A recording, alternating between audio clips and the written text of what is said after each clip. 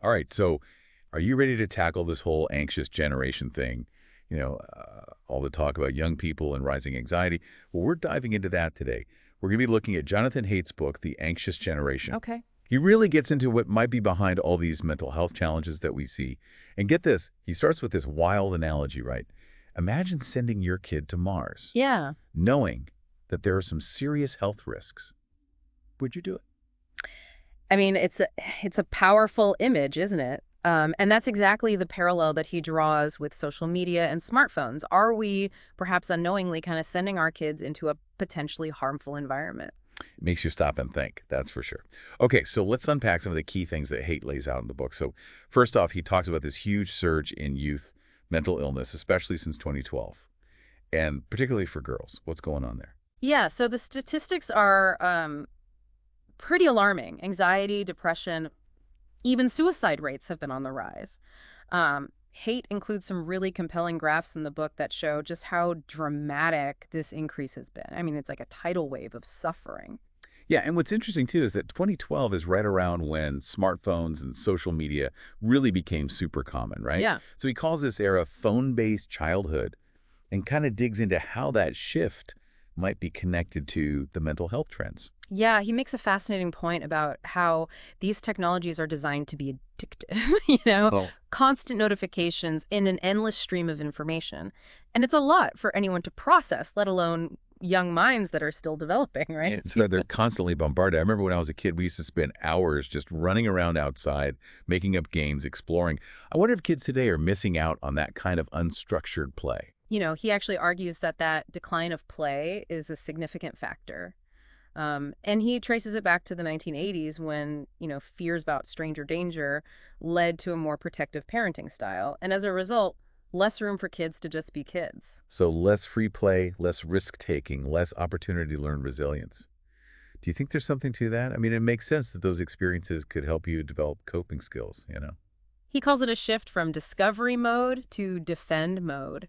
And while it might have led to some positive outcomes like fewer teen pregnancies or hospital visits, it may have come at the cost of kids learning to navigate the world independently. Yeah, it's like we've traded one set of problems for another. And speaking of parenting, Haidt talks about this idea of gardener versus carpenter parenting styles. What's the difference?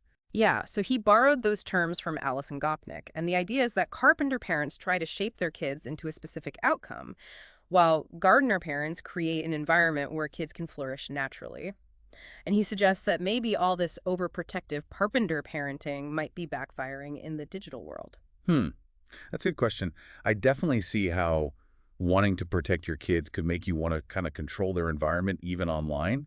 But maybe that prevents them from learning how to handle things on their own. Exactly. By shielding kids from every little bump in the road, we might be inadvertently preventing them from developing the coping skills they need to deal with the real world, and especially the online world. Okay, so we've got these potentially overprotected kids, right? Right, sir. Entering this world of constant connectivity and addictive technology. hmm And that's where he introduces this idea of the great rewiring, right? How does he describe that impact? So he identifies 4 key ways that phones and overprotective parenting are impacting young minds: social deprivation, sleep deprivation, attention fragmentation, and addiction. Whoa, that's a lot to unpack. Let's break those down one by one. Sure. What is social deprivation? Okay, so first, social deprivation. He highlights how all this screen time often comes at the expense of face-to-face interaction, which is so crucial for developing social skills and a sense of belonging. Yeah, it's like we're trading real human connection for virtual connection. Yeah. And in the process, we might be losing some essential skills. Exactly. And that can contribute to feelings of loneliness and isolation, which we know are major risk factors for mental health issues. Right. And then there's sleep deprivation, which, let's be honest, is something a lot of us struggle with, not just teens. That blue light from our screens can really mess with our sleep patterns. Absolutely. It disrupts our natural sleep-wake cycle, making it harder to fall asleep and stay asleep. And teenagers, whose brains are still developing, they need even more sleep than adults. Yet they're the ones most likely to be up late scrolling through their phones. Yeah, I can see how that would set them up for problems. Okay, what about attention fragmentation? Well, think about it, right? Constant notifications, multiple tabs open, the urge to constantly check social media. It's no wonder people are finding it harder and harder to focus and concentrate for extended periods. This one really hits home for me. I know I'm way more distractible than I used to be. I can only imagine how this must impact young people who are trying to learn and grow. And finally, there's the issue of addiction. Haidt argues that social media platforms are designed to be addictive, Uh, using all sorts of psychological tricks to keep us hooked and coming back for more. right. And for young people whose brains are still developing, those addictive qualities can be even more potent. So you've got this potent cocktail of social deprivation, sleep deprivation, fragmented attention, and then bam, you add in a predisposition to addiction. That's a pretty intense combination, wouldn't you say? It's a worrying combination for sure. And it's important to remember that this is just one perspective on a very complex issue. There are other factors at play. It's not quite as simple as saying smartphones are the sole cause of all these problems. So there's more nuance to the story. Absolutely. Even Haidt acknowledges that. He points out that some of his own research suggests that the trend might be driven primarily by girls from wealthy, individualistic, and secular nations. So it's important to consider the bigger picture and explore other societal factors that might be contributing to this rise in anxiety. It's not just about the phones themselves, but also about the wider context in which they exist. This is getting really interesting. What else does Haidt have to say about all of this? Does he offer any solutions? He does offer solutions. Okay. And some of them are pretty strong opinions, but before we jump into those, there's one more piece of Haidt's argument that I found particularly thought-provoking. Okay. He talks about technology contributing to a sort of spiritual degradation. Oh, Spiritual degradation. That's a pretty heavy phrase. What does he mean by that? I think it reflects his deep concern about the impact of technology on some of our core values. Things like empathy, compassion, and real human connection. He's not just talking about anxiety and depression. He's talking about something much deeper, almost like we're losing a part of ourselves in this digital world. That's exactly it. He's worried about this erosion of what makes us human, and he sees technology as a major culprit. It's like we're constantly plugged in, but are we really connecting on a deeper level? You know, it's funny because I've noticed that myself sometimes. Yeah. You can be surrounded by people, but everyone's on their phones, and it's almost like you're more alone than ever. It's a paradox, isn't it? And even if we don't fully agree with Haidt's kind of like digital absolutism, I think his concerns about the potential downsides of technology are incredibly valid. We need to be mindful of how this constant connectivity might be affecting us, both individually and as a society. Okay, so we've talked about the problems, the potential solutions, the nuances, but let's bring it back to you, the listener. What does this all mean for you? Why should you care about this anxious generation and the role of technology in their lives? I think there are a few key takeaways here. First, it's important to be aware of the potential risks that technology poses, especially for young people whose brains are still developing. And remember, this isn't just a parents of teenagers issue. Right, even if you don't have kids yourself, this still matters. We're all part of this society, and the well-being of young people impacts all of us. Plus, you probably interact with them in some way, whether it's nieces and nephews, friends, kids, students, or just seeing them out in the world. Exactly. We all have a stake in this. And secondly, I think it's important to remember that we're not powerless in the face of these challenges. Right. There are things we can do as individuals, as families, and as communities to mitigate these risks and promote healthy digital habits. Okay, give us some concrete examples. What can we actually do? Well, we touched on some of Haidt's suggestions, like delaying smartphone use and keeping phones out of schools. Those might not be feasible for everyone, but they're certainly food for thought. Are there other things we can do that might be a little easier to implement? Absolutely. It can be as simple as setting limits on screen time at home, creating tech-free zones or times, and encouraging more face-to-face interaction. It's also important to have open and honest conversations with young people about the potential pitfalls of social media. Help them develop critical thinking skills so they can navigate the online world safely and responsibly. And I think it's also about us as adults, modeling those healthy habits. If we're constantly on our phones, how can we expect kids to do any differently? We need to lead by example. That's such a good point. And we can also advocate for changes at a broader level. We can support policies that promote digital well-being, push social media companies to be more responsible, and demand better education about online safety in schools. It's a multi-pronged approach that requires effort from all of us. So it's not just about saying no to technology altogether. It's about being mindful, setting boundaries, having those tough conversations, and working towards a more balanced relationship with technology. Precisely. It's about finding that sweet spot where technology enhances our lives without taking over. And speaking of solutions, let's revisit Haidt's recommendations in a bit more detail. Yeah, let's dive back into those. He's pretty firm in his beliefs about what needs to happen, right? He is. He's a big advocate for delaying smartphone and social media use as much as possible.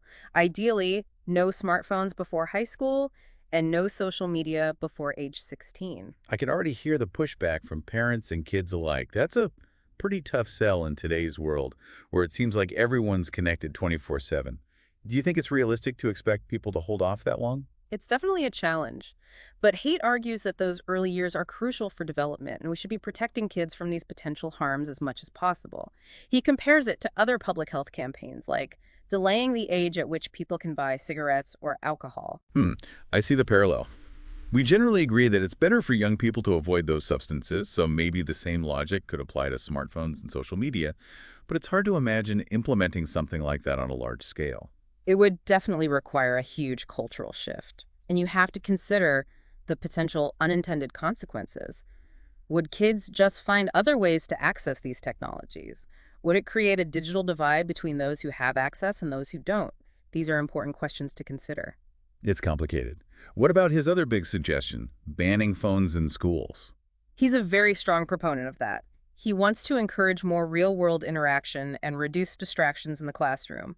He even quotes a middle school principal who describes schools without phone bans as a zombie apocalypse with all these kids in the hallways not talking to each other. Okay, I've got to admit, that's a pretty vivid image. But is banning phones really the best solution? Wouldn't it be more effective to teach kids how to use them responsibly as tools for learning and connection? That's a valid point. And there are definitely schools that are successfully integrating technology into the classroom in positive ways. But Haidt argues that the temptation is just too great. Yeah. He believes that having phones readily available creates an environment where it's almost impossible for kids to focus and engage fully with what's happening around them. So he's essentially saying that even with the best intentions, the mere presence of these devices is too distracting. It's like they hijack our brains, whether we want them to or not. That's his perspective, and he's not alone in that thinking. There's a growing movement of people who believe that we need to take more drastic measures to protect ourselves from the addictive nature of these technologies. It's interesting because it seems like there's this tension between wanting to embrace the benefits of technology and also wanting to protect ourselves from its potential harms. How do we find that balance? That's the million-dollar question, isn't it? And I think that's where the conversation really needs to focus. We need to have open and honest discussions about the trade-offs, the risks, and the potential solutions. And those conversations need to involve everyone: parents, educators, policymakers, tech companies, and of course, young people themselves. Absolutely. Because ultimately, it's about creating a digital world that supports our well-being, not undermines it. Okay, so we've talked about delaying smartphone use, banning phones in schools. Is there anything else in Haidt's toolbox of solutions? He doesn't really go into too much detail about other specific strategies, but he does make this very interesting point about the idea of means restriction. Means restriction, what's that? He uses this example from 1960s Britain. Suicide rates plummeted during that time, and many people assumed it was because of better antidepressants or improved living conditions. But that wasn't the real reason. No, it turned out that the real reason was much simpler. They phased out coal-based gas for household stoves. Wait, so they essentially removed the most common means of suicide. That's fascinating. Exactly. It's a classic example of means restriction, and it's been a very effective strategy for suicide prevention. So if we apply that thinking to the digital world, maybe the focus shouldn't be solely on banning or restricting access to technology altogether. Maybe it's about finding ways to make the environment itself safer and less harmful. Precisely. It's like creating a digital safety net, so to speak. Think about it this way. Instead of focusing on taking away the gas stove, which in this case might be a smartphone, maybe we can put a child-proof lock on it. Right. We can explore things like better design of social media platforms, stricter age verification, more robust parental controls, and better education about digital citizenship and online safety. It's about making it harder for young people to access harmful content, to fall into those addictive patterns, and to experience the negative consequences that we've been discussing.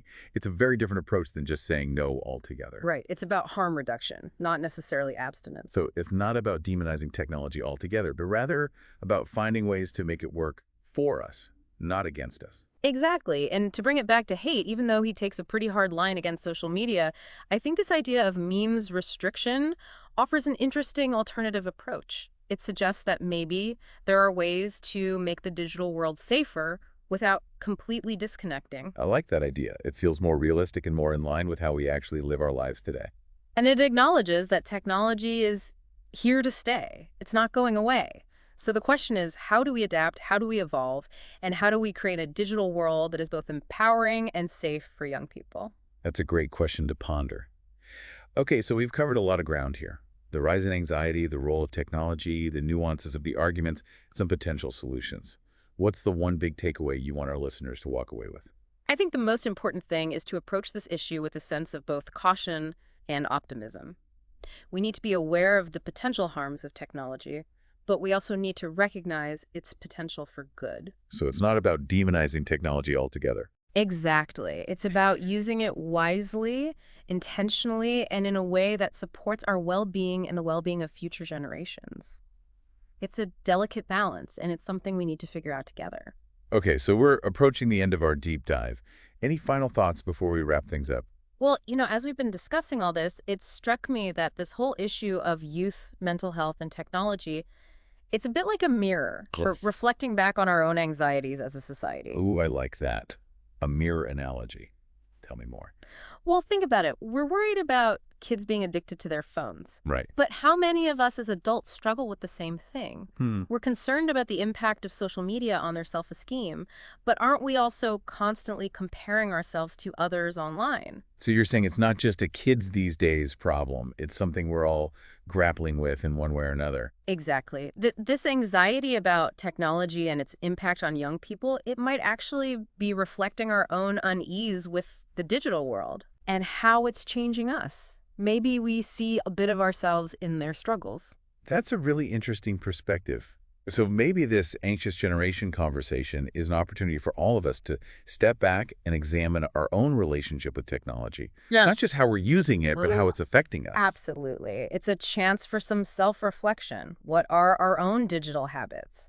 How is technology affecting our well-being, our relationships, our sense of self? And if we don't like what we see, maybe it's time for some course correction. Right, precisely. And that's where I think Haidt's book, even with its strong opinions and sometimes extreme suggestions, it can be valuable. Yeah. It's a provocation. It's a call to action to be more mindful and intentional about our digital lives, not just for the sake of young people, but for ourselves as well. It's like he's holding up this mirror and saying, hey, take a look. Are you happy with what you see? And even if we don't agree with all of his solutions, I think that core message is something we can all get behind. We need to find a way to live with technology in a way that supports our humanity, not diminishes it. Beautifully put. And that conversation needs to involve everyone. Parents, educators, policymakers, tech companies, and of course, young people themselves.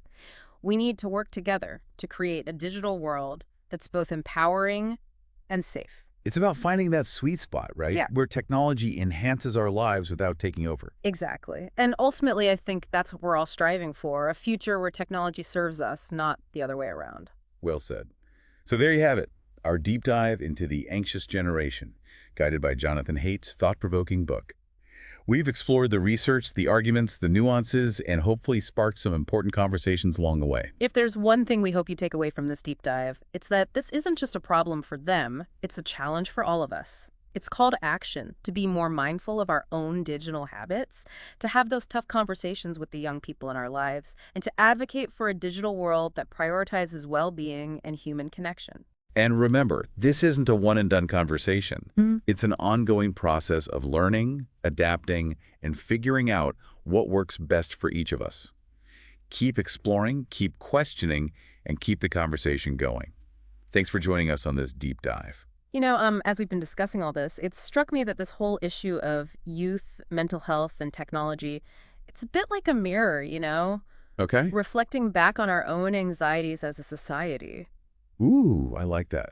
A mirror analogy. Tell me more. Well, think about it. We're worried about kids being addicted to their phones. Right. But how many of us as adults struggle with the same thing? We're concerned about the impact of social media on their self-esteem, but are we also constantly comparing ourselves to others online? So you're saying it's not just a kids these days problem, it's something we're all grappling with in one way or another. Exactly.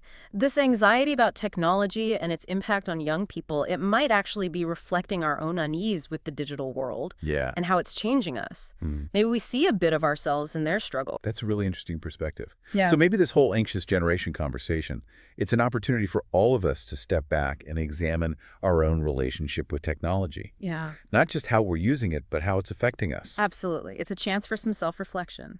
What are our own digital habits? How is technology affecting our well-being, our relationships, our sense of self? And if we don't like what we see, maybe it's time for some course correction. Precisely. And that's why I think Haidt's book, even with its strong opinions and sometimes extreme suggestions, it can be valuable. Yeah, It's a provocation. right. It's Yeah. a call to action to be more mindful and intentional about our digital lives. Not just for the sake of young people, but for ourselves as well. It's like he's holding up this mirror and saying, hey, take a look. Are you happy with what you see? Mm-hmm. And even if we don't agree with all of his solutions, I think that core message is something we can all get behind. We need to find a way to live with technology in a way that supports our humanity, not diminishes it. Beautifully put. And that conversation needs to involve everyone, parents, educators, policymakers, tech companies, and of course, young people themselves. We need to work together to create a digital world that's both empowering and safe. It's about finding that sweet spot, right? Where Yeah. technology enhances our lives without taking over. Exactly. And ultimately, I think that's what we're all striving for, a future where technology serves us, not the other way around. Well said. So, there you have it, our deep dive into the anxious generation, guided by Jonathan Haidt's thought-provoking book. We've explored the research, the arguments, the nuances, and hopefully sparked some important conversations along the way. If there's one thing we hope you take away from this deep dive, it's that this isn't just a problem for them. It's a challenge for all of us. It's a call to action, to be more mindful of our own digital habits, to have those tough conversations with the young people in our lives, and to advocate for a digital world that prioritizes well-being and human connection. And remember, this isn't a one-and-done conversation. It's an ongoing process of learning, adapting, and figuring out what works best for each of us. Keep exploring, keep questioning, and keep the conversation going. Thanks for joining us on this deep dive.